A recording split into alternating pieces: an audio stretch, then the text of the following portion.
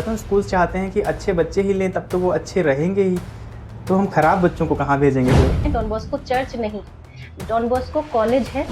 एक गरीब का भी बच्चा बोल सकता था मैं डॉन बॉस्को में पढ़ता हूँ। वो एक तो हम लोग फादर प्रिंसिपल के माथे पर तिलक करते हैं, बच्चे तिलक करते हैं। नाम का है कि हम क्रिश्चियन कॉलेज में, but you can see over बस वो मैनेजमेंट। तो अगर मान लीजिए कोई बच्चा वीक है तो उसको अगर टेस्ट में निकाल दिया जाता है, तो एट दैट टाइम वो बच्चा अगर पढ़ नहीं पा रहा है तो उसको पढ़ाने की जिम्मेदारी तो स्कूल की ही है। इंग्लिश मीडियम का बच्चा, चूँकि वो इंग्लिश एटमॉस्फेयर में है, वो कॉन्फिडेंट ज़्यादा हो जाता है। तो उनको ट्यूशन क्लासेस अगर लेनी पड़ रही हैं, तो क्या ऐसा है कि स्कूल में प्रॉपर नहीं स्टडी मिल रही है? तो हिंदी मीडियम के बच्चों का जो प्लस पॉइंट है वो ये है कि उनकी ग्रामर बहुत अच्छी होती है। कुछ लोग ट्यूशन को एक इंडस्ट्री बना लेते हैं कि आप ट्यूशन पढ़ने नहीं आएंगे तो आपको इंटरनल मार्क्स नहीं मिलेंगे। How Don Bosco is different than other colleges? जिन गर्ल्स को या फीमेल्स को, हाउस वाइफ को जॉब करनी है, बाहर निकलना है, तो कौन कौन से चैलेंजेस आ सकते हैं? गर्ल्स एंड बॉयज़ साथ में पढ़ते हैं, इट इज़ ओके, और गर्ल्स और बॉयज़ को अलग अलग स्कूल्स में ही पढ़ना चाहिए? साइंस सेक्शन वाले अलग हैं, आर्ट सेक्शन वाले, उनमें चलता रहता है। Hello guys, welcome in our channel sector expert. और आज हम हाजिर हैं एक नए एक्सपर्ट के साथ में, जो कि हमारी मैम हैं फ्रॉम डॉन बॉस्को स्कूल। और आज हम उनसे जानेंगे बहुत सारी चीज़ें स्टूडेंट के बारे में और एजुकेशन के बारे में। So welcome ma'am, welcome in our channel. सबसे पहले हम आपसे जानना चाहेंगे आपकी जर्नी के बारे में। आपने एज अ स्टूडेंट स्टार्ट किया और आज आप एज अ सीनियर टीचर हैं डॉन बॉस्को में। So what was your journey? First and foremost, thank you very much to Almighty God and to you for calling me, inviting me here. और जो आपने journey पूछी मेरी, तो छोटी सी journey है टीचिंग की, 19 इयर्स की। और इस 19 ईयर्स बहुत हुआ मैम। जी। जी जी। और एज ए स्टूडेंट तो जर्नी अच्छी रही, सब कुछ अच्छा रहा, सब नॉर्मल वे में चलता रहा। और हमेशा से जब भी मैं बचपन में खेलती थी तो हमेशा से यही खेलती थी, टीचर और टीचर स्टूडेंट। बनना है। हाँ, टीचर बनना है। हालांकि ऐसा कोई मोटिव नहीं बनाया था कि मुझे टीचर बनना है, लेकिन एक इंटरेस्ट था टीचिंग की तरफ, एक रुझान था मेरा। फिर उसके बाद में, शादी के बाद जब सोचा कि बाहर स्टेप आउट करना है, मुझे बाहर निकलना है और कुछ करना है, तो जो पहला और लास्ट मन में जो इच्छा हुई, जो आइडिया आया, वो टीचर का ही आया। तो मैंने 2005 से अपनी जर्नी शुरू की, एक छोटे से कोचिंग सेंटर से, जीनियस ट्यूटोरियल से। और उसके बाद में मैंने चिल्ड्रंस एकेडमी में भी पढ़ाया, पॉल इंटरनेशनल में भी पढ़ाया। और उसके बाद since 2010 I am teaching in Saint Don Bosco college. Ma'am, as we know that Don Bosco is known as Don Bosco Church, so why we call it Don Bosco Church, not Don Bosco Inter College and this type? नहीं sir, ऐसा नहीं है। Don Bosco church नहीं है, don Bosco college है। जहाँ हम पढ़ाते हैं, जहाँ बच्चे पढ़ते हैं, वो डॉन बॉस्को कॉलेज ही है। डॉन बॉस्को संत है, सेंट डॉन बॉस्को, उनके नाम पर चर्च है, उनके नाम पर कॉलेजेस हैं, चर्चेस भी हैं। तो उन्हीं में से एक चर्च वो भी है। चर्च एक अलग पार्ट है, जी जी, मतलब और कॉलेज में ही कॉलेज बना एक, हुआ है जी अलग जी, पार्ट। लेकिन कॉलेज अलग है। हम लोग कॉलेज में पढ़ाते हैं, एक ब्लॉक है जिसमें हमारे रेवरेंड फादर प्रिंसिपल और रेवरेंड सिस्टर्स का रेजिडेंस है, और वहीं पर चर्च भी है। उसका भी नाम सेंट डॉन बॉस्को चर्च है, लेकिन उसी नाम से कॉलेज है। बस वो नेम सेम है, तो इसलिए कन्फ्यूज़न लोगों को होती होगी, लेकिन चर्च अलग है और कॉलेज अलग है। हमारी मार्कशीट पर सेंट डॉन बॉस्को कॉलेज ही होता है। जी जी। और हम लोग भी अपने आप को सेंट डॉन बॉस्को कॉलेज के टीचर्स ही कहते हैं। Okay ma'am. So ma'am, next question is कि ये क्रिश्चियन कॉलेज है और वहाँ पे सारा रूल्स रेगुलेशन सारा वही फॉलो होते हैं, तो क्या इसमें हर रिलीजन के बच्चे का एडमिशन होता है या कोई पर्टिकुलरली ऐसा कुछ? जी जी, बिल्कुल बिल्कुल, ऐसा कुछ भी नहीं है कि क्रिश्चियन कॉलेज है या कैथोलिक कॉलेज है तो वहाँ के रूल्स एंड रेगुलेशन डिफ़र हैं। ऐसा बिल्कुल भी नहीं है। एक नॉर्मल स्कूल में जो रूल्स रेगुलेशंस होते हैं, वही वहाँ पर रूल्स रेगुलेशंस हैं। और बल्कि वहाँ पर मैंने जो देखा है, जो मेरा पर्सनल एक्सपीरियंस है, वो ये है कि वहाँ सभी रिलीजन का, सभी धर्मों का बड़ा ही सम्मान होता है। और ऐसा कुछ भी नहीं है, कभी भी कुछ भी ऐसा नहीं हम लोगों को लगता कि हम लोग एज सच किसी कैथोलिक एटमॉस्फेयर में हैं।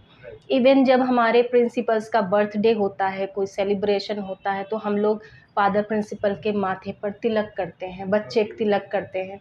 तो ऐसा कुछ भी कोई रिस्ट्रिक्शंस नहीं है वहाँ पे, और किसी भी तरीके का कभी भी हम लोगों को ऐसा माहौल नहीं लगता कि हम लोग किसी अदर रिलीजन से रिलेटेड स्कूल में हैं, ऐसा कभी भी नहीं लगता है। मतलब आप जिस रिलीजन के आप उसको फॉलो करिए, उसको फॉलो करते कोई हैं। और restrictions बल्कि अगर नहीं है। आप मेजॉरिटी देखें तो मेजॉरिटी ऑफ टीचर्स हिंदू और मुस्लिम मिलेंगे, और अदर रिलीजन मीन्स मिलेंगे, और अदर रिलीजन की ही मेजॉरिटी ऑफ स्टूडेंट्स कहने का मतलब है means every religion exist there, beautifully, very beautifully they are. Means we can see our India there. Yes, सिर्फ नाम का है कि हम क्रिश्चियन कॉलेज में हैं, बट वी कैन सी अवर बस इंडिया वो देयर। मैनेजमेंट जो है वो उस धर्म को फॉलो करते हैं, हमारे फादर्स और सिस्टर्स, पर इसका स्कूल के एटमॉस्फेयर पे या टीचिंग पर कोई भी किसी तरीके का, जिसको कहते हैं लेश मात्र भी फर्क नहीं होता है। मैम एडमिशन के पहले बच्चों का टेस्ट करवाया जाता है स्कूल्स में, कॉलेजेस में। ये पर्टिकुलर उस स्कूल के लिए नहीं है, almost every English medium schools have test before the admission. तो अगर मान लीजिए कोई बच्चा वीक है तो उसको अगर टेस्ट में निकाल दिया जाता है, तो एट दैट टाइम वो बच्चा अगर पढ़ नहीं पा रहा है तो उसको पढ़ाने की जिम्मेदारी तो स्कूल की ही है। और अगर हम उस बच्चे को एडमिशन नहीं ले रहे हैं तो उस कंडीशन में नहीं, ऐसा नहीं होता है। हाँ, टेस्ट होते हैं, उसमें हम लोग कैटेगराइज करते हैं बच्चों को कि वो किस क्लास के लिए है। सपोज़ कभी-कभी पेरेंट्स चाहते हैं कि हमारे बच्चे का एडमिशन क्लास 1 में हो, लेकिन उसकी बेसिक नॉलेज नहीं है, सपोज़ उसे अल्फ़ाबेट्स की नॉलेज नहीं है, उसे नॉर्मल जो सिंपल इंट्रोडक्शन या सिंपल नेम, कलर्स की नॉलेज नहीं है, तो हम ये कहेंगे कि वो पहले प्री प्राइमरी में आए, उसके बाद में क्लास 1 में आए। अच्छा, बेसिक जो स्कूल्स का एक रूल रहता है कि टेस्ट में जो बच्चा अच्छा है, जैसे मान लीजिए हमारे पास 50 सीट्स हैं किसी क्लास में एडमिशन के लिए, तो हम 50 सीट्स वो चाहते हैं कि जो अच्छे बच्चे हैं पढ़ने में। और अगर कैटेगरी हम ये बना लें हमें 50 ख़राब बच्चे लेने हैं, हम उनको अच्छा बना के भेजेंगे। मतलब मैं ये जानना चाहता हूँ, स्कूल्स चाहते हैं कि अच्छे बच्चे ही लें तब तो वो अच्छे रहेंगे ही, तो हम ख़राब बच्चों को कहाँ भेजेंगे फिर? नहीं, बच्चे कोई भी खराब नहीं होते हैं, सारे बच्चों में अपनी अलग स्ट्रेंथ होती है, अपनी अलग वीकनेस होती है, और ऐसा कुछ भी नहीं है कि हम खराब बच्चे हैं ये सोचकर हम बच्चों को नहीं लेते। खराब मतलब एक जनरल एजुकेशन में वीक होना। टेस्ट होता है, उस टेस्ट को जो क्वालिफाई करते हैं वो उनका एडमिशन होता है। बल्कि ऐसा भी नहीं है कि हमेशा ऐसा होता है, इधर कुछ ईयर्स में हमारे यहाँ ऐसे भी एडमिशन्स हुए हैं, जो बच्चे बहुत अच्छा जिन्होंने परफॉर्म नहीं किया लेकिन उनका एडमिशन हुआ, उनके पेरेंट्स एक्टिव हैं, उनका पेपर वर्क, उनका आधार कार्ड और एवरीथिंग इज़ कंप्लीट, तो इस बेस पर भी उनका एडमिशन हुआ कि पेरेंट्स डॉन एक्टिव बॉस्को हैं, में पुअर इंटरेस्ट ले बच्चों रहे के लिए हैं। अलग क्लासेस भी चलाई गई थी अभी कुछ समय पहले, दोपहर के बाद में जो क्लासेस चलती थी। हाँ, वो हिंदी मीडियम, वो चैरिटेबल था एक्चुअली। वो चैरिटी, उस पे कोई फीस वगैरह सबमिट नहीं होती थी, और वो था पुअर बच्चों के लिए चैरिटेबल था। था वो हाँ, बच्चों के हाँ, लिए। वो था। लेकिन अभी वो कुछ एडमिनिस्ट्रेटिव कुछ प्रॉब्लम्स रहीं जो कि हाँ, वो भी एक अच्छा इनिशिएटिव था, मतलब हाँ, तो वो एक गरीब का भी बच्चा बोल सकता था मैं डॉन बॉस्को में पढ़ता हूँ, वो एक अच्छी लेकिन वो चीज़ थी। कंटिन्यू नहीं हो पाया अनफॉर्चुनेटली। कोशिश तो की गई मैनेजमेंट की एक तरफ अच्छा से। इनिशिएटिव था। जी, और जी। मैम नेक्स्ट क्वेश्चन जो मेरा है वो ये है कि you are teaching since last many years, और आपने हिंदी मीडियम बच्चों को भी देखा होगा और इंग्लिश मीडियम बच्चों को देखा है, तो बेसिकली आपको डिफरेंसेस क्या नज़र आते हैं हिंदी मीडियम और इंग्लिश मीडियम के बच्चों में? हिंदी मीडियम के बच्चों में और इंग्लिश मीडियम के बच्चों में जो बेसिक डिफरेंस है वो केवल मुझे लगता है जो वो लैंग्वेज का लगता है, कि इंग्लिश मीडियम के बच्चे थोड़ा सा फ्लुएंट लैंग्वेज बोलते हैं, इंग्लिश फ्लुएंट बोलते हैं, और हिंदी मीडियम के बच्चे फ्लुएंट नहीं हो पाते हैं। जो फ्लुएंसी की एक प्रॉब्लम मुझे नज़र आती है, वो नज़र आती है मुझे प्रोमिनेंट दोनों तरह के बच्चों में। वैसे तो मुझे कुछ नॉलेज में कुछ ख़ास डिफरेंस नहीं नज़र आता है। और फ्लुएंसी तो क्या है कि फ्लुएंसी हुई या वोकैब्युलरी हुई किसी भी लैंग्वेज की, वो तो भाषा है। जैसा माहौल मिलता है आ जाता है। अगर हम अभी महाराष्ट्र में रहने लगे तो हमें मराठी आ जाएगी बोलनी कुछ महीनों के बाद, कुछ सालों के बाद में। बट कहीं ना कहीं मैंने देखा है कि इंग्लिश मीडियम का बच्चा, चूँकि वो इंग्लिश एटमॉस्फेयर में है, वो कॉन्फिडेंट ज़्यादा हो जाता है कि अब फ्यूचर में हम कहीं भी एडमिशन लेने जा रहे हैं या बाहर जा रहे हैं स्टडी करने, तो उसको जो बेसिक प्रॉब्लम है कि इंग्लिश की आनी, वो नहीं आनी है, because he is ready for that. Actually एक सिनेरियो, एक माइंडसेट ऐसा बना हुआ है कि जो इंसान इंग्लिश बोल रहा है वो कॉन्फिडेंट है, या जो इंसान इंग्लिश बोल रहा है वो अप टू डेट है। बल्कि ऐसा होना नहीं चाहिए, क्योंकि English is not the criteria of the intelligence. मैंने एक हाँ, लास्ट वीडियो में मैंने इंटेलिजेंस। बताया भी है हाँ, कि हम लोग उसको स्किल की तरह देखते हैं कि वो एक हाँ, ज़्यादा स्किल है, जबकि वो एज अ लैंग्वेज है। हाँ, वो केवल एक लैंग्वेज है। अभी एक छोटा सा एग्जाम्पल, इसको अगर कोई अदरवाइज ना ले तो, कि जैसे हम अपने घर पे कोई पेट रखते हैं, तो उस पेट से हम बात करते हैं तो हम हिंदी में बात करते हैं, तो वो नॉर्मली हिंदी समझता है कि बैठ जाओ, खड़े हो जाओ, खाना खा लो, लाइक दैट। अगर हम इन्हीं पेट्स को अगर हम किसी फॉरेन कंट्री में देखें, तो उनकी जो भी लैंग्वेज होगी, इंग्लिश, स्पेनिश, जो भी होगी, तो उनके जो पेट होंगे वो लैंग्वेज समझ रहे होंगे। तो क्या वो एजुकेटेड हैं, क्वालिफाइड हैं, या ऐसा तो नहीं, वो पेट भी वैसे ही पेट हैं जैसे हमारे। तो सब चीज़ें माहौल से आती हैं। अगर हिंदी मीडियम बच्चों को इंग्लिश का माहौल मिले तो वो भी बहुत अच्छा करेंगे। इवन आपको बताऊं, सेंट डॉन बॉस्को कॉलेज, जिसका बहुत ज़्यादा नाम है, आज इंग्लिश में भी बहुत ज़्यादा नाम है, इंग्लिश के फील्ड में भी इंग्लिश स्पीकिंग बहुत अच्छी है बच्चों की, टीचर्स की। तो इनको खड़ा करने वाले जो टीचर्स हैं वो हिंदी मीडियम ही थे, जिनको हम लोग पिलर कहते हैं डॉन बॉस्को का। तो हिंदी मीडियम के बच्चों का जो प्लस पॉइंट है वो ये है कि उनकी ग्रामर बहुत अच्छी होती है, उनकी वोकेबलरी भी अच्छी होती है। बस उनके अंदर जो सबसे बड़ा ड्रॉबैक है कि उनके अंदर फ्लुएंसी नहीं आ पाती, क्योंकि उन्हें ऐसा माहौल नहीं मिलता, तो वो फ्लुएंट नहीं हो पाते। और दूसरा ड्रॉबैक उनका प्रोनाउंसिएशन है, जो माहौल से आता है, जब हम दूसरों को बोलते हुए सुनते हैं तब आता है। तो वो प्रोनाउंसिएशन उनका उतना अच्छा नहीं होता, वो क्योंकि वो उस तरफ कॉन्सेंट्रेट ही नहीं कर पाते हैं। अगर वो उस तरफ कॉन्सेंट्रेट करें तो उनका प्रोनाउंसिएशन अच्छा हो जाए। हम लोग हमेशा सिस्टर्स के, फादर्स के और अपने जो पैरेलल टीचर्स हैं जो हमारे साथ में, उनके साथ बातचीत करते हैं, तो हम उनसे भी सीखते हैं, वो हमसे सीखते हैं। हम न्यूज़ इंग्लिश की सुनते हैं, इस वजह से सुनते हैं कि हमें इंग्लिश में बोलना है, हमें अपनी वोकेबलरी अप टू डेट करनी है, क्योंकि हमें बच्चों को फेस करना है। And nowadays children are smarter than all of us. तो उनको फेस करना है, तो इसलिए हम अपने आप को अप टू डेट रखने के लिए, हाँ, तो हम कोशिश करते हैं। लेकिन एक हिंदी मीडियम बच्चा ये कोशिशें नहीं करता, इस तरफ ध्यान नहीं देता। हाँ, उनको अपने सब्जेक्ट्स, उनमें नंबर लाने हैं और उन पे ही रहता है। बेसिकली मैंने ये भी सुना है मैम, सोसाइटी में ऐसा लोग बोलते हैं कि इंग्लिश मीडियम में बच्चों को बुकिश नॉलेज पे ज़्यादा फोकस करते हैं, उनको बुकिश नॉलेज पता है। हिंदी मीडियम सोशल नॉलेज भी उनको रखते हैं, सोसाइटी से ज़्यादा कनेक्टेड रहते हैं। क्या ये सच है? ऐसा डिफरेंस भी रहता है? देखिए, ये चीज़ डिपेंड करती है कि बच्चे की सिचुएशन कैसी है, उसकी सर्कमस्टांसेस कैसे हैं, उसकी परिस्थितियाँ कैसी हैं। जैसे कि अगर आप किसी बच्चे को आप रजिस्ट्री करने भेजेंगे, पार्सल करने भेजेंगे, तब उसे रजिस्ट्री और पार्सल में डिफरेंस पता होगा। अगर आप उसे बैंक में कुछ चेक सबमिट करने के लिए भेजेंगे, तो उसे उन सारी चीज़ों की नॉलेज होगी।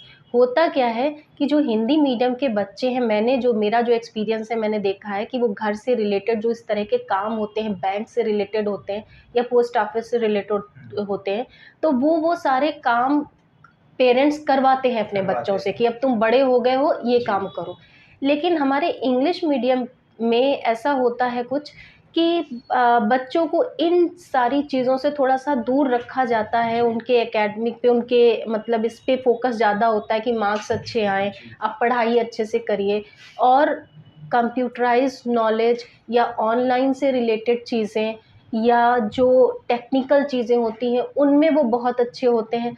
तो अगर आप इस तरह से देखें तो ये जो टेक्निकल और डिजिटल एरिया है इसमें इंग्लिश मीडियम के बच्चे आगे निकल जाते हैं, और जो जिसको आप सोशल बोल रहे हैं वो जो एरिया है उसमें हिंदी मीडियम के बच्चे आगे निकल जाते हैं। तो इट डिपेंड्स ऑन सर्कमस्टांसेस। अगर पेरेंट्स थोड़ा सा ध्यान दें, क्योंकि टीचर्स तो अब नहीं कहेंगे कि आप मार्केट जाकर ये काम करिए या आप ऑफिस में जाकर ये काम करिए। अगर पेरेंट्स थोड़ा सा ध्यान दें तो इंग्लिश मीडियम के बच्चे उन चीज़ों में भी थोड़ा स्मार्ट बन सकते हैं कि कैसे क्लर्क से कैसे बात करनी है जाके और कैसे डील करना है, क्या करना है। Right ma'am.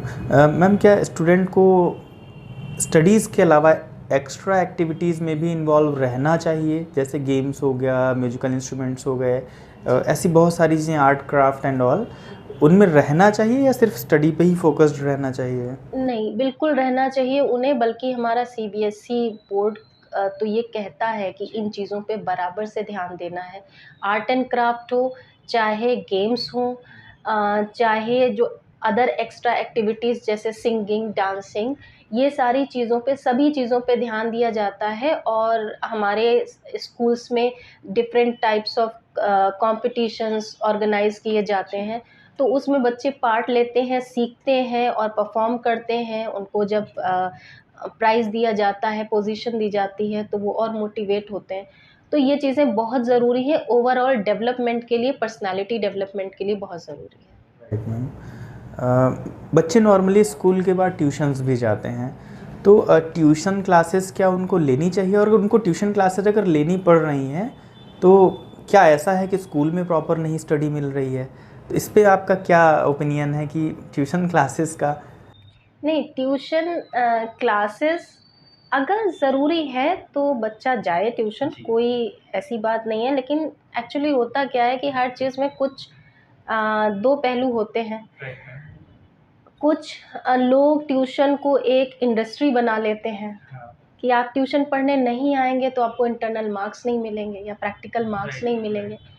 तो ये ना हो अगर, तो कोई बुराई नहीं है अगर बच्चे को एक्स्ट्रा गाइडेंस की ज़रूरत है, क्योंकि हमारा जो स्कूल का टाइमिंग होता है वो बहुत फिक्स होता है। बिल्कुल वो उसमें बेल होती है कि हाँ, बेल हो गई, फिर टीचर को जाना है और दूसरे टीचर को अपना सब्जेक्ट पढ़ाना है। प्रॉपर 1 आवर भी नहीं मिल पाता है। हाँ, प्रॉपर 1 आवर भी नहीं मिल पाता, बच्चों की स्ट्रेंथ भी होती है। अगर बच्चे को एक्स्ट्रा गाइडेंस की ज़रूरत है, वो ट्यूशन जाना चाहता है, तो उसमें कोई बुराई नहीं है अगर बच्चा एक्स्ट्रा एफ़र्ट्स डाल रहा है और टीचर्स उसके लिए अवेलेबल हैं और उसको गाइडेंस दे रहे हैं, तो इसमें कोई बुराई नहीं है। लेकिन इसको प्रेशराइज़ नहीं करना चाहिए बच्चों को, और इसको एक इंडस्ट्री नहीं बनाना चाहिए कि ट्यूशन मेन हो गया और स्कूल साइड में हो गया, ये नहीं होना चाहिए। कहीं ना कहीं मैंने देखा कि पेरेंट्स भी थोड़ा सा रिस्क नहीं लेना चाहते कि अगर आपका बोर्ड्स हैं आप कोचिंग जाओ, अगर पड़ोस का बच्चा जा रहा है आप डबल जाओ। मतलब वो भी कहीं ना कहीं रिस्क नहीं लेना चाहते कि आप ज़रा सा भी ना चूकें तो ट्यूशन करें। वो ऐसा लगता है लोगों को कि अगर बच्चा ट्यूशन जाएगा, अगर टीचर के साथ में रहेगा, टीचर अगर उसे पढ़ा रहा है, तो उसमें उनको ये लगता है कि हमारे बच्चे को बेटर गाइडेंस मिल रहा है, हमारा बच्चा बेटर परफॉर्म करेगा। लेकिन ऐसा नहीं है, गाइडेंस दे दी जाती है, उसके बाद बच्चे को खुद अपने आप थोड़ा-सा सेल्फ स्टडी भी करनी चाहिए, तभी वो कन्फ्यूज़न क्रिएट होंगे, और तभी वो जब कन्फ्यूज़न को क्लियर करेगा तो उसके सामने एक पूरा सीन क्लियर होता है किसी भी सब्जेक्ट का। तो इसलिए ये ज़रूरी है कि बच्चे को सेल्फ स्टडी का भी टाइम दिया जाए। बिल्कुल ma'am. Ma'am, as you are a female teacher, और मैंने देखा है कि फीमेल टीचर्स को मेल टीचर्स के मुताबिक कम, मतलब ज़्यादा काम करना पड़ता है, क्योंकि घरेलू काम भी बहुत सारे हो जाते हैं। मेल्स को थोड़ा सा वहाँ पे कंफर्ट हो जाता है कि हाँ चलो, मतलब कुछ लोग ऐसे हैं जिनको घर का काम करना पड़ सकता है, बट 90% अगर हम देखें रेशियो, तो उसमें यह है कि हाँ, घर के कामों से थोड़ा सा वो फ्री हो जाते हैं। तो आप उसको बेटर एक्सप्लेन कर सकती हैं कि बीइंग अ फीमेल टीचर और क्या क्या प्रॉब्लम्स आती हैं जी, स्कूल के अलावा भी। जी, फीमेल टीचर्स हो या किसी और फील्ड में हो, अगर एक लेडी बाहर निकलती है तो उसको चैलेंजेस तो फेस करने पड़ते हैं, और कई तरह बहुत के करने पड़ते हैं। चैलेंजेस। हाँ, और मैं ऐसे लोगों के लिए ही ये क्वेश्चन कर रहा हूँ जिन गर्ल्स को या फीमेल्स को, हाउसवाइफ्स को जॉब करनी है, बाहर निकलना है, तो कौन कौन से चैलेंजेस आ सकते हैं, वो मैम बेटर बता सकती हैं। जी जी। तो चैलेंजेस बहुत सारे फेस करने पड़ते हैं, और वो केवल काम से ही रिलेटेड नहीं होते हैं, और भी कई तरह के चैलेंजेस होते हैं। तो अगर आप बाहर निकल रहे हैं तो आपको बाहर निकलने से पहले अपने ऊपर थोड़ा सा काम करना चाहिए। आप अपने आप को थोड़ा प्रैक्टिकल बनाना चाहिए, क्योंकि मैंने नहीं बनाया था, तो मैंने जो सफ़र किया उससे सीख कर मैं ये बात बता रही हूँ कि प्रैक्टिकल होना चाहिए, बहुत ज़्यादा इमोशनल नहीं होना चाहिए, और चीज़ों को उसी तरह से लेना चाहिए, उतना ही इम्पोर्टेंस देनी चाहिए हर चीज़ को जितनी वो इम्पोर्टेंट है। ज़रूरत से ज़्यादा किसी चीज़ को इम्पोर्टेंस नहीं देनी चाहिए, और जो आप जिस फील्ड में हैं उस फील्ड के प्रति आपको पूरी तरीके से ईमानदार रहना है। लेकिन साथ ही साथ आपको घर भी नेग्लेक्ट नहीं करना है अपना, क्योंकि कहीं न कहीं वो भी आपकी प्रायोरिटी है। तो अगर आप घर से बाहर निकल रहे हैं तो इसके लिए तो आप मेंटली और फिज़िकली अपने आप को तैयार करें कि आपको काम तो डबल करना ही पड़ेगा। तो उसके लिए आपकी हेल्थ सबसे पहले आपका साथ देगी, तभी आप कर सकेंगे। तो हेल्थ का बहुत ध्यान रखना चाहिए, और हेल्थ केवल फिज़िकल हेल्थ नहीं, मेंटल हेल्थ का भी बहुत ध्यान रखना चाहिए। तो चैलेंजेस बहुत तरह के आते हैं और उन्हें फेस करना चाहिए, और फेस करने से हमारा ही एक बेटर वर्ज़न तैयार होता है, हमारी पर्सनैलिटी पॉलिश होती है, और धीरे-धीरे हम सब सीख जाते हैं। Right ma'am. स्टार्टिंग में चैलेंजेस इतने होते हैं कि अ, हो सकता है घर से ही आपको अपोज किया जाए, ऐसा भी होता है।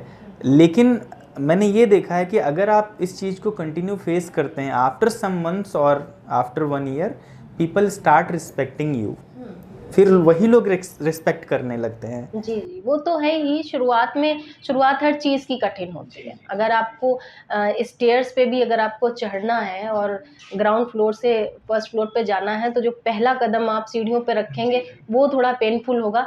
एक बार आप शुरू हो जाते हैं, फिर तो आप चढ़ ही जाएँगे। तो शुरुआत हर चीज़ की थोड़ी टफ होती है। Ma'am what do you think about को एजुकेशन? गर्ल्स एंड बॉयज़ साथ में पढ़ते हैं, इट इज़ ओके, और गर्ल्स और बॉयज़ को अलग अलग स्कूल्स में ही पढ़ना चाहिए? What do you think about?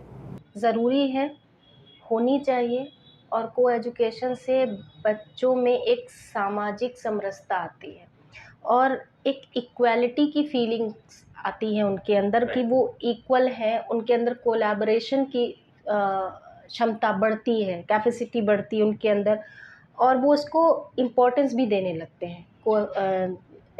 वो उनके अंदर म्यूचुअल अंडरस्टैंडिंग बढ़ती है, और जो रियल लाइफ का जो सिनेरियो है वो क्लियर होता है। तो उन्हें जो आगे समाज में निकलना होता है और वो काम करना होता है, तो वो ज़्यादा बेहतर तरीके से कर सकते हैं, उनकी हेजिटेशन ख़त्म होती है, और एक म्यूचुअल अंडरस्टैंडिंग होती है, और वो एक दूसरे की रिस्पेक्ट करना भी सीखते हैं। तो को एजुकेशन अच्छी है, और बहुत अच्छे एटमॉस्फेयर में हम लोग को एजुकेशन देते भी हैं। तो एज़ सच जो लोगों के दिमाग में पहले कभी हुआ करता था को एजुकेशन को लेकर, अब ऐसा कुछ भी नहीं है। बहुत अच्छी तरह से और बहुत स्मूथली वर्क करते हैं, बच्चे पढ़ते हैं, और एक दूसरे को समझते भी हैं, और अपने आप को वो आगे फ्यूचर के लिए बहुत अच्छी तरीके से तैयार भी करते हैं। और कहीं ना कहीं ये एक डेवलपमेंट के लिए हमारे कंट्री का ये हो या सेल्फ डेवलपमेंट हो। मान लीजिए हम बॉयज़ कॉलेज में पढ़ रहे हैं, इन फ्यूचर हमें काम करना पड़ता है जहाँ पे फीमेल्स भी काम कर रही हैं, तो आई होप कि बहुत ज़्यादा प्रॉब्लम्स फेस करनी पड़ेंगी। जी, वही मैंने कहा कि वो सामाजिक और व्यावसायिक दोनों ही तरह से अपने आप को तैयार करते हैं, दोनों ही माहौल में फिट होने के लिए, क्योंकि पढ़ने के बाद में तो उनको समाज में निकलना है। Ma'am what do you think about the discipline in government schools and in private schools? क्योंकि मैंने देखा है कि वहाँ के बच्चे अच्छे होते हैं प्राइवेट स्कूल्स में, गवर्नमेंट स्कूल्स में थोड़ा सा लैकनेस आ जाती है, लैकनेस ऑफ नॉलेज और डिसिप्लिन। तो क्या वो सारा डिसिप्लिन की वजह से होता है या कोई और कारण रहते हैं उसके? देखिए, गवर्नमेंट कॉलेजेस या गवर्नमेंट स्कूल्स का मुझे ऐसा कोई ख़ास अनुभव नहीं है, लेकिन जो मैं अपने प्राइवेट स्कूल्स में देखती हूँ, जो 2 स्कूल में मैंने काम किया है, या जो अभी मैं डॉन बॉस्को में हूँ, तो एटमॉस्फेयर बहुत अच्छा होता है यहाँ का, और डिसिप्लिन पे बहुत ज़्यादा ध्यान दिया जाता है। हम लोगों की ड्यूटीज़ होती हैं, इवन बच्चों का जो रिसेस टाइम होता है जिसमें बच्चे लंच करते हैं, उसमें भी हम लोगों की ड्यूटीज़ होती हैं।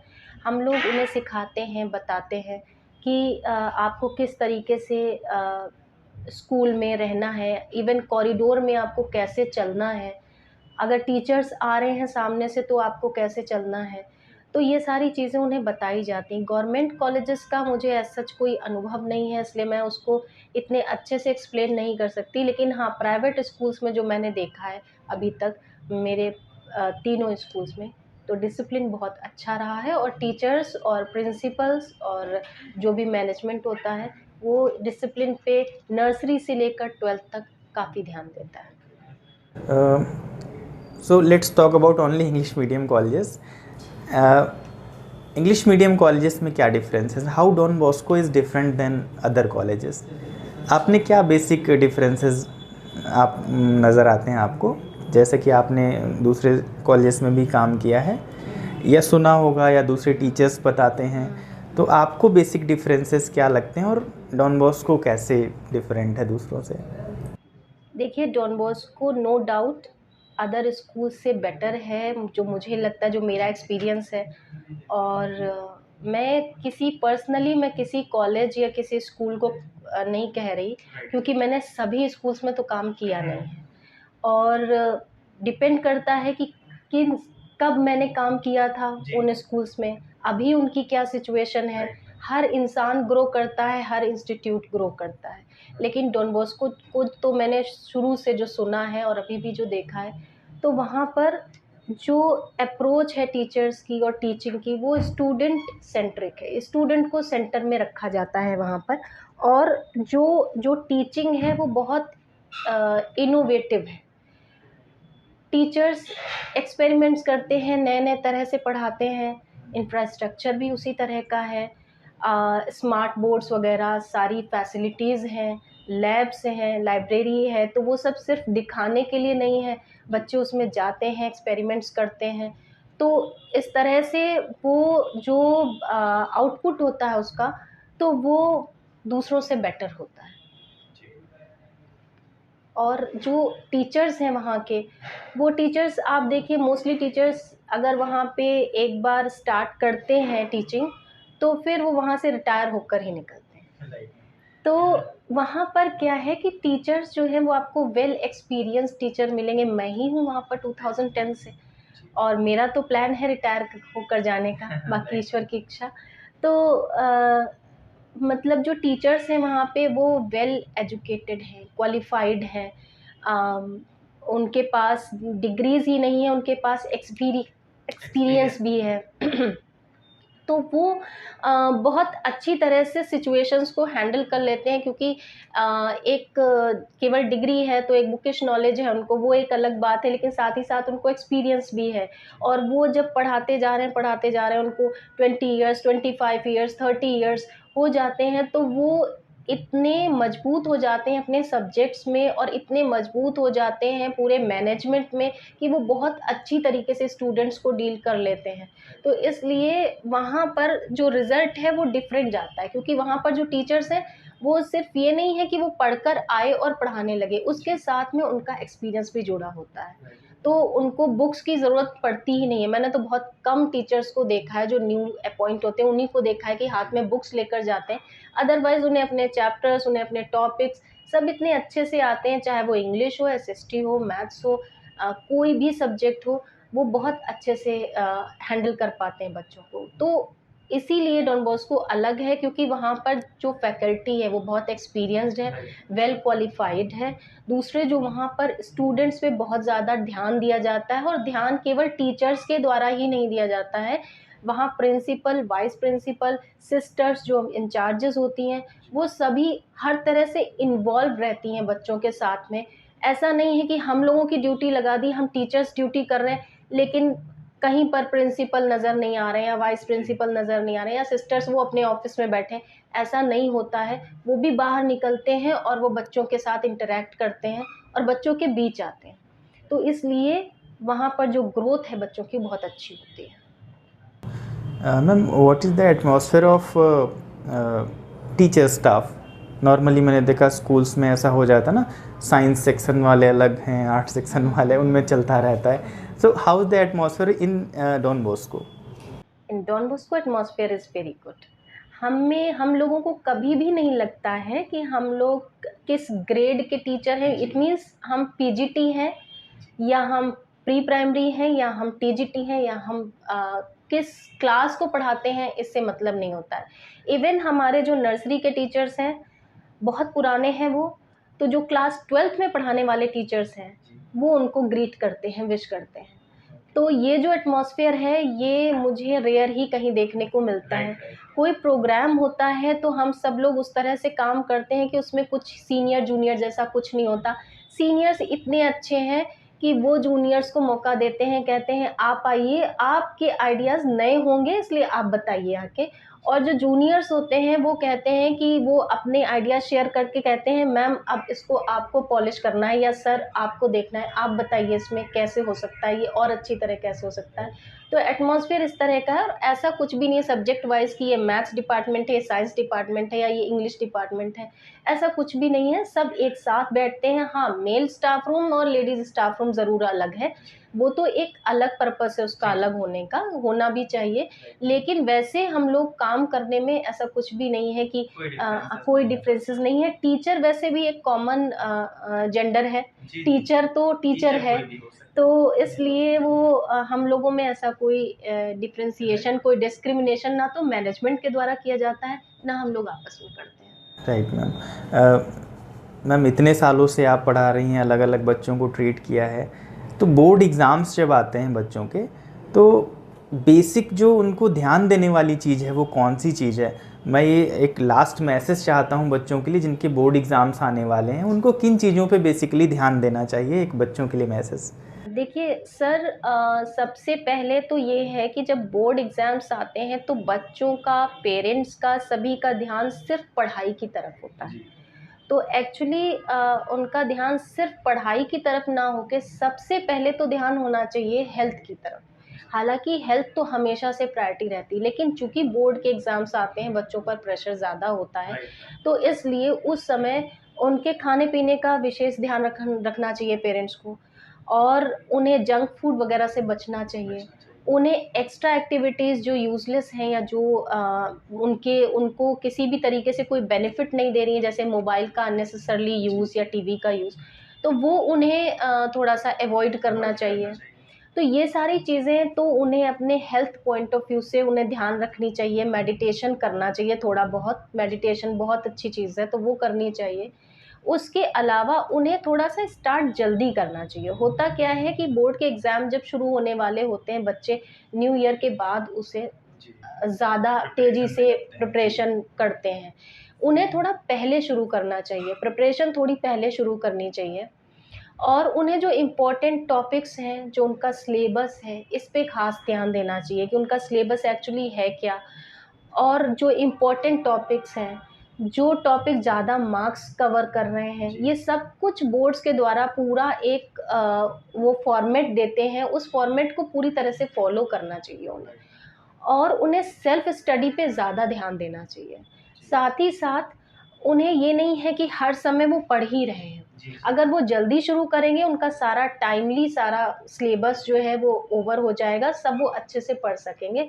तो हर समय उनको पढ़ना भी नहीं है, थोड़ा-सा टाइम रेस्ट के लिए भी निकालना है, उन्हें प्रॉपर रेस्ट भी लेना चाहिए। नॉर्मली क्या होता है कि जब एग्ज़ाम आने वाले होते हैं तो बच्चे सारी-सारी रात पढ़ रहे हैं, बस 2 घंटे सो रहे हैं, 3 घंटे सो रहे हैं। तो ये उनके दिमाग पर भी असर करता है और वो कितनी भी मेहनत कर लें, वो चीज़ उतनी उतनी देर उनके दिमाग में रुकती नहीं, उतना इतनी मेहनत करने के बाद भी उनको वो आउटपुट नहीं मिल पाता। तो प्रॉपर रेस्ट भी ज़रूरी है, तो उन्हें प्रॉपर रेस्ट भी लेना चाहिए। तो पहली चीज़ जो मोस्टली देखिए, पढ़ाई करना, टॉपिक क्लियर होना, रिवीज़न करना, मॉक टेस्ट लेना, ये बहुत कॉमन से टॉपिक हैं जो बच्चे करते हैं कि बोर्ड के एग्ज़ाम दे रहे हैं तो हमें मॉक टेस्ट देना ही देना है, हमें रिवीजन करना ही करना है। ये सब तो करते हैं, लेकिन जो चीज़ें नेग्लेक्ट होती हैं, मैं चाहूँगी कि उस पे विशेष ध्यान पेरेंट्स के द्वारा दिया जाए और बच्चों के द्वारा दिया जाए। एक तो हेल्थ को बहुत ज़्यादा ध्यान दिया जाए हेल्थ पर, दूसरा प्रॉपर रेस्ट लिया जाए। और मेडिटेशन किया जाए अगर तो सोने पे सुहागा है, बहुत अच्छा रहेगा। तो अगर बोर्ड से पहले थोड़ा जल्दी प्रिपरेशन अपनी शुरू करें और उसके बाद में थोड़ा हेल्थ पे और इन सब चीज़ों पे ध्यान रखें तो वो बेटर परफॉर्म जी, कर ये सकते एक बहुत अच्छा मैसेज है मेरी सिस्टर के लिए भी। वो इस साल 12th में है, but she is means too busy to study. घर पे आती है तो फ़ोन से ऑनलाइन क्लासेस एंड ऑल, और वो इस समय बीमार है, कोचिंग स्कूल नहीं जा पा रही है। सो उसके लिए बहुत अच्छा मैसेज है ये कि हेल्थ इज़ मोस्ट इम्पॉर्टेंट। अगर आप हेल्दी हैं तब आगे कंटिन्यू कर देखिए पाएंगे। हेल्थ को हम लोग इतनी इम्पोर्टेंस देते नहीं हैं। हम लोग सोचते हैं हमें ये काम है, वो काम है, ये करना है, वो करना है। ज़रा सा किसी दिन जब फीवर आता है तो हमें एहसास होता है कि सबसे पहले अगर कोई चीज़ है तो वो हेल्थ है। तो इसलिए हेल्थ सबसे पहले है, उसका अगर आप ध्यान रखेंगे तो आप सारे काम कंटिन्यूअसली कर पाएंगे। जैसे मैं सुबह 3:45 पे उठती हूँ और तब से और अभी तक मैंने आराम नहीं किया है। तो आराम अगर नहीं किया है और मुझे शाम को इस समय 7 बज रहे होंगे शायद, तो अगर इतना मैं कर पाई हूँ तो मेरी हेल्थ साथ दे रही तभी तो कर पाई हूँ। तो इसलिए हेल्थ को अपने प्रायोरिटी देनी है और अच्छा खाना है, अच्छा इन द सेंस जो आपके टेस्ट बड को भले ही सेटिस्फाइड ना करे, लेकिन आपके हाँ, जो बॉडी ऑर्गन है जो आपकी हेल्थ के लिए बहुत ज़रूरी हैं, जिनका स्ट्रॉन्ग रहना, उनको ज़रूर प्रभावित करें, उन पे ज़रूर अच्छा असर डालें। Thank you ma'am, thanks for coming in our channel. और बहुत सारी आज जानकारी जो बच्चों को मिली हैं अपने एजुकेशन से रिलेटेड, और बहुत सारे दर्शकों को भी ये पता चला स्कूल्स में, मैनेजमेंट्स में और बहुत सारी चीज़ों में क्या क्या चीज़ें ज़रूरी हैं। So guys, meet you on next video with the next guest और नेक्स्ट एक्सपर्ट के साथ में हम मिलेंगे आपसे। तब तक के लिए बाय बाय, थैंक यू।